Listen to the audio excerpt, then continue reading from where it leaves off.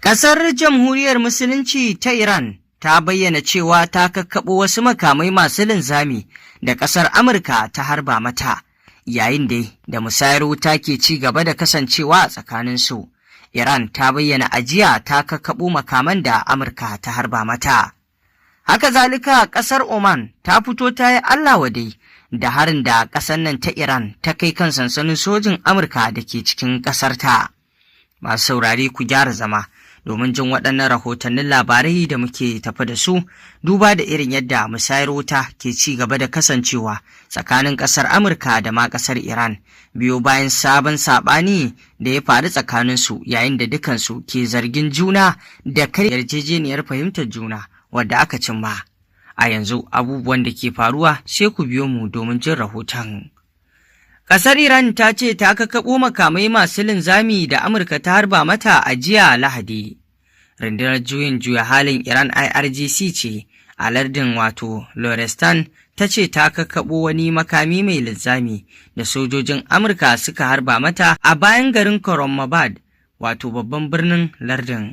Kamfanin dillancin labarai na IRNA IRNA ya nakalto sashen hulɗa da jama'a na IRGC yana cewa sabon tsarin kariyar sararin samaniya na rundunar ne ya kakkaɓo makamin da safiyar Lahadi ta jiya a yankin Dare da ke wajen birnin Khorramabad. A wani ɓangare kuma, jami'an tsaron lardin Lorestan sun bayyana cewa wani ɓangare na makamin da Iran ta kakkaɓo ya faɗo a wani wurin da ake ajiye motoci da ke unguwar zama a birnin Durud, lamarin da ya janyo lalacewar kadarori kaɗan. Mataimakin jami'in siyasa da tsaro na gwamnatin lardin Said Furali ya ce babu wanda ya rasa ransa ko ya jikkata sakamakon lamarin, yana mai jaddada cewa ba a kai wani harin makami mai linzami kan birnin Durud ba.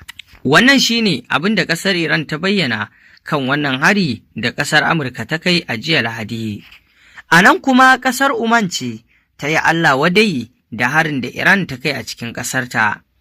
Ƙasar Oman ta yi Allah wadai da harin jiragen sama marasa matuƙa da Iran ta kai a yankin lardin Musaddam, a yankin lardin Musandam, kamar yadda kamfanin dillancin labaran ƙasar ya rawaito. A wata sanarwa da aka wallafa, Oman ta bayyana cewa tana matuƙar tir da harin, tare da jaddada cewa ta ɗauki dukkan matakan da suka dace domin kare tsaron ƙasar da mazaunanta.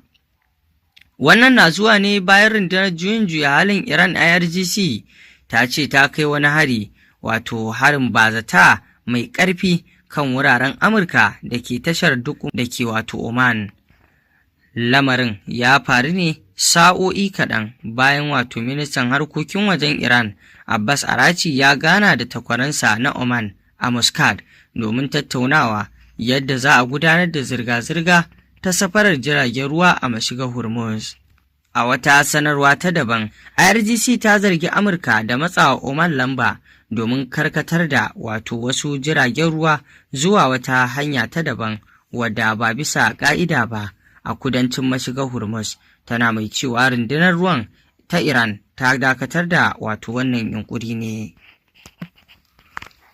To masu saurare, kamar yadda kuka saurara, wannan batutuwa kenan wanda suka faru a jiya Lahadi, kamar yadda Oman ta fito ta yi Allah wadai da harin da Iran suka kai cikin ƙasarta kan sansanin sojin Amurka, kamar yadda a jiya dama Iran ta fito ta bayyana cewa ta kai wani hari kan sansanin sojin nan na Amurka da ke ƙasar ta Oman, Kuwait, Bahrain da kuma Jordan, inda wannan karan hare-haren nata ba ta kai shi kan yankin Saudi Arabia ba.